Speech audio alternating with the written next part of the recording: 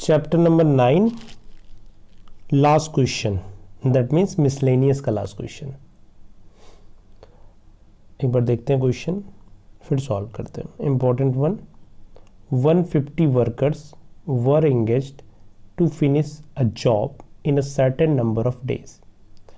150 workers हैं, उनको कोई टास्क असाइन है, कोई वर्क असाइन किया गया है, वो अपने काम को कंप्लीट करते हैं। सर्टेन नंबर ऑफ डेज को मैंने एक्स ले लिया, सपोज एक्स डेज में अपने वर्क को कंप्लीट करते हैं। Okay, 4 workers dropped out on the second day. अब नेक्स्ट डे क्या होता है, फर्स्ट डे तो 150 वर्कर्स होते हैं, नेक्स्ट डे 4 वर्कर्स काम छोड़ के चले जाते हैं। तो अभी कितने वर्कर्स हो गए, 156 वर्कर हो गए सेकेंड डे में। And 4 more worker dropped out on the third day and so on. और अगले दिन, उसके अगले दिन फिर से 4 वर्कर्स काम छोड़ के चले जाते हैं। देन पूरी समरी क्या होती है, it took 8 more days to finish the work, find the number of days in which the work was completed. So basically question is,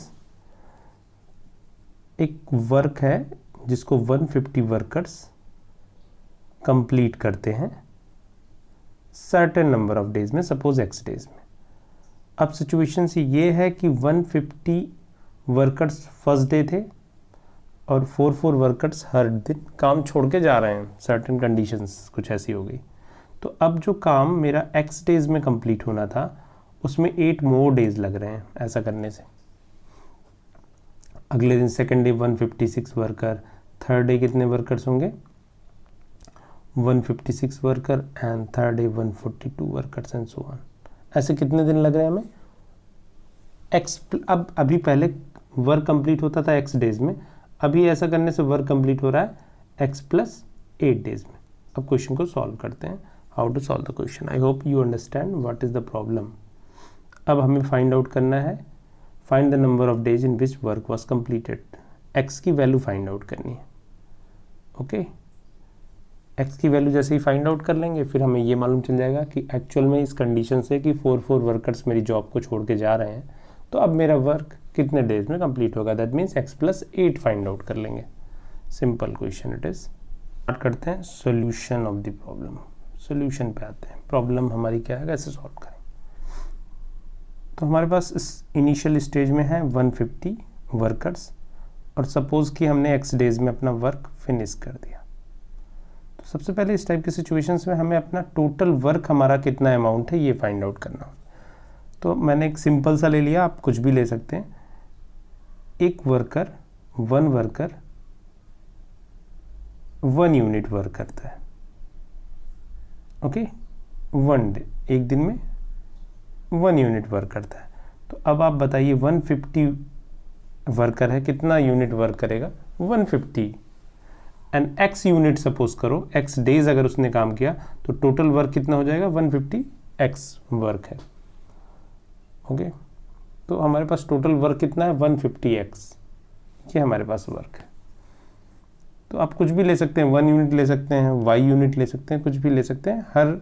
हमें ये स्टार्टिंग से ही सपोज करना है कि जितने भी वर्कर हैं इक्वली इफिशियंट हैं। इस टाइप की कंडीशन में इक्वल इफिशियंसी है, आपने लोअर क्लासेस में प्रॉब्लम सॉल्व कर रखी, तो यहाँ पे इक्वल इफिशियंसी का कॉन्सेप्ट आता है।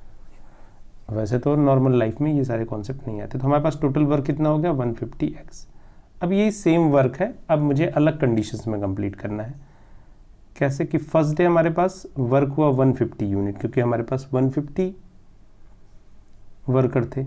अगले दिन हमारा वर्क कंप्लीट हुआ 146, क्योंकि हमारे पास 4 वर्कर्स जॉब छोड़ गए थे।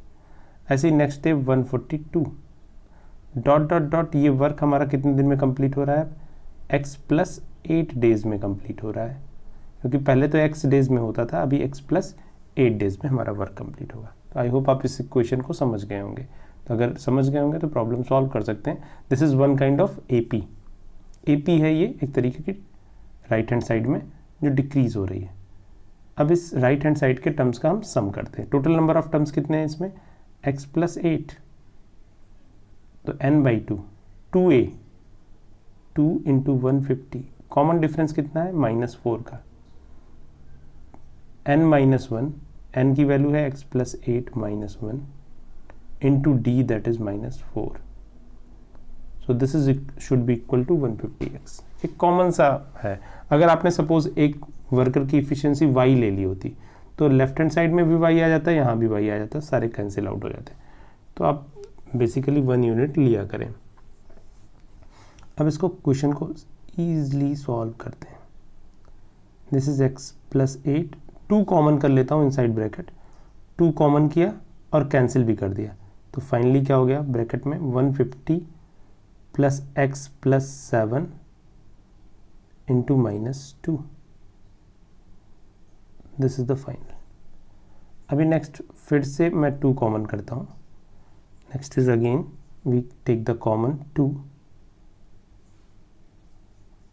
Okay, again we take the common. This is 75x is equal to x plus eight. आप सिंप्लीफाई किसी भी तरीके से कर सकते हैं. यहाँ से 2 कॉमन किया है, so that is finally 150 minus x minus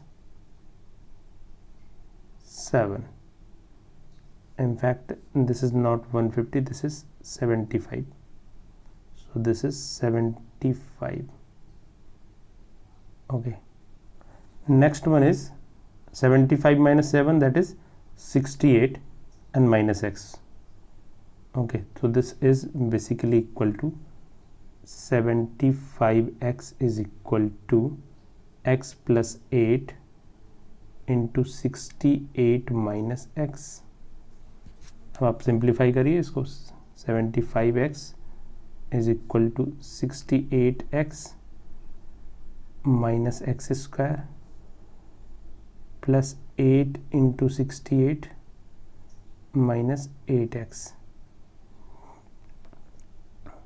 Okay, so finally this combined is 60x minus x square, 8 into 68. So this is 8 into 68, that is 5484. okay, so this is 750x. so finally इसको simplify कर लेते हैं. x square plus 75x minus 60x minus 554, that is 0. Again if we take the simplification, then this is x square plus 15x minus 5440. this is the simple quadratic equation. अब आप solve कर सकते हैं. Starting में 554 हमने multiplication में देखा, इसके फैक्टर क्या थे 8 इंटू 68. अब इसको और फैक्टर कर सकते हो 8 इंटू 17 इंटू 4. तो अब यहाँ से आप इन दोनों फैक्टर्स को अगर कंबाइन करो 32 और 17 का एक पेयर बन जा रहा है यहाँ पे. तो ठीक है, तो इसको ब्रेक कर देते हैं. X square plus 32x minus 17x minus 54 is equal to 0. तो जहाँ पे भी आप मल्टीप्लाई किया करो, स्टार्टिंग में देख लिया करो वहाँ पे, क्योंकि हमें जब फैक्टराइजेशन करना होता है तो हमें ये काफ़ी हेल्प करेंगे. तो यहाँ से हमने कॉमन कर लिया x प्लस 32 और यहाँ से माइनस 17 कॉमन कर लिया, तो यहाँ से x plus 32 is 0. So finally हमारे पास दो वैल्यूज़ आ गई, x is equal to 17 and minus 32. Minus 32 is not acceptable क्योंकि नेगेटिव में हो नहीं सकता. x क्या थे, नंबर ऑफ डेज थे, that is the natural number. तो यहाँ पे आंसर कितना हो गया, x is equal to 17 is the total number of days. अगर जिस कंडीशन में हमारे लेबर, हमारे वर्कर्स काम छोड़ के जा रहे हैं, तो अब आंसर क्या होगा, x प्लस 8 डेज में काम होगा. That means 17 plus 8, that is 25 days is the answer. Okay.